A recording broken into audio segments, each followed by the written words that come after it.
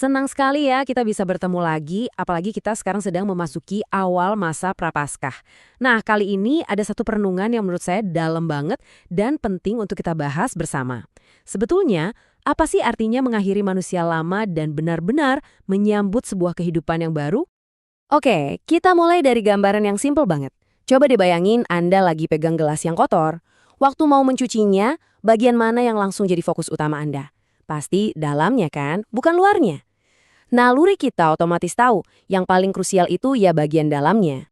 Ya iyalah, karena kita semua sadar, mau sekinclong atau secantik apapun gelas itu dari luar, kalau dalamnya kotor, ya percuma. Semua yang kita tuang ke dalamnya pasti bakal ikut tercemar. Air yang paling jernih sekalipun bisa jadi keruh. Jadi, kebersihan dari dalam itulah yang menentukan segalanya. Nah, analogi gelas yang sederhana tadi, itu sebetulnya mengajak kita bertanya pada diri sendiri. Gimana dengan kehidupan rohani kita? Jangan-jangan nih, selama ini kita terlalu sibuk memoles bagian luar, sementara bagian dalam, yang sesungguhnya paling penting, justru terabaikan. Coba deh kita lihat perbandingan ini. Di satu sisi, ada perubahan yang kelihatannya bagus banget. Kita jadi lebih rajin ibadah, udah nggak suka ngomong kasar lagi, sedekahnya juga makin banyak. Wah, ini semua indah. Tapi, coba kita jujur sama diri sendiri. Gimana kalau di saat yang sama, di dalam hati kita, ternyata masih ada tuh sisa-sisa kebencian, kesombongan yang tersembunyi, atau ego yang masih jadi raja. Nah, ini dia inti masalahnya. Kita cuma sibuk membersihkan bagian luar gelas, sementara isinya tetap kotor. Dan ini membawa kita pada sebuah kebenaran yang penting banget. Pertobatan yang sejati itu jauh lebih dalam dari sekedar perbaikan kelakuan. Bukan. Ini adalah sebuah undangan untuk benar-benar menyelesaikan si manusia lama di dalam hati kita sampai ke akar-akarnya. Pertanyaannya sekarang, emang bisa ya berubah sedalam itu? Apa kita beneran bisa jadi orang yang berbeda? Nah, puji Tuhan jawabannya bisa. Karena firman Tuhan itu nggak cuma nunjukin masalahnya doang, tapi juga ngasih kita janji yang wow luar biasa tentang sebuah awal yang benar-benar baru. Coba deh kita resapi janji yang dahsyat ini. Perhatikan ya, kata-katanya bukan diperbaiki, bukan dipoles, tapi ciptaan baru. Jadi, ini bukan soal nambal-nambal yang lama, bukan. Ini tentang Tuhan yang menciptakan sesuatu yang sepenuhnya baru di dalam diri kita. Yang lama itu sungguh-sungguh sudah berlalu. Terus, apa sih artinya di dalam Kristus itu? Ini bukan cuma status agama di KTP loh. Ini adalah sebuah kenyataan rohani yang mengubah total segalanya. Artinya, kita itu benar-benar menyatu dengan Dia. Hidup kita yang mungkin ya berantakan dan kotor, itu diambil sama Tuhan dan dibentuk ulang dari nol oleh kuasa Roh Kudus. Betul-betul sebuah penciptaan ulang. Bayangkan ini seperti sebuah pertukaran ilahi. Semua yang jadi ciri khas manusia lama kita, dosa, ego, kebencian, itu nggak cuma ditekan atau disembunyikan, bukan, tapi digantikan, benar-benar dicabut sampai ke akarnya. Lalu di tempat yang sama, Tuhan menanamkan benih yang baru, yaitu kasih, kerendahan hati, dan ketaatan yang tulus. Wah, kedengerannya keren banget ya. Tapi mungkin di dalam hati kita ada yang bertanya, gimana caranya? Kok kayaknya susah banget ya terjadi di hidup saya yang nyata? Apakah ini semua tergantung pada usaha dan kekuatan saya sendiri?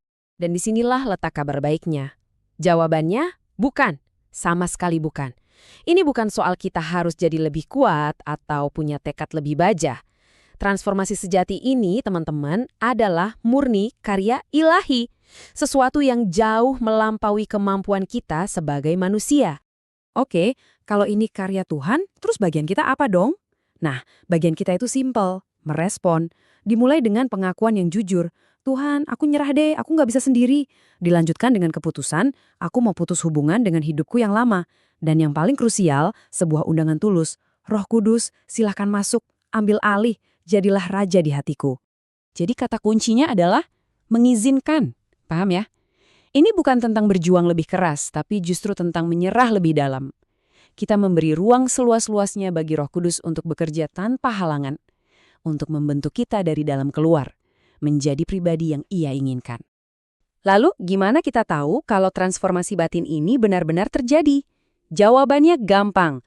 Lihat buahnya. Perubahan sejati di dalam hati itu nggak mungkin nggak kelihatan. Pasti akan menghasilkan buah yang nyata dalam kehidupan kita sehari-hari. Nah ini dia buah-buahnya. Ini bukan lagi soal daftar peraturan, boleh dan nggak boleh ya.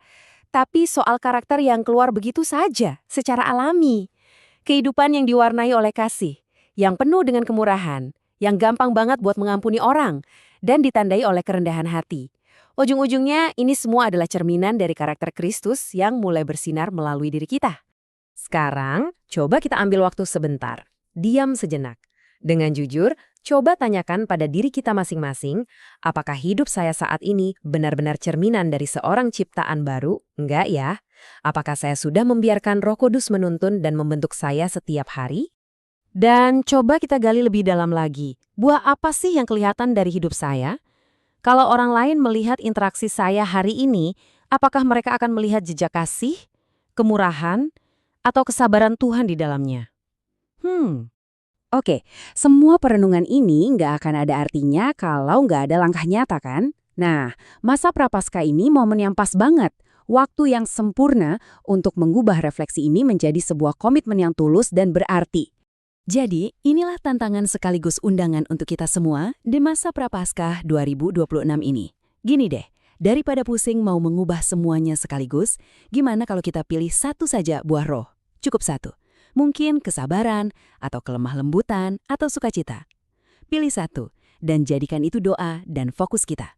Biarkan Roh Kudus bekerja melalui komitmen kecil ini untuk melakukan karya besar di dalam diri kita. Ini bukan sekedar pantang. Ini adalah langkah untuk menyambut kehidupan baru. Yuk kita jalani masa ini dengan penuh harapan.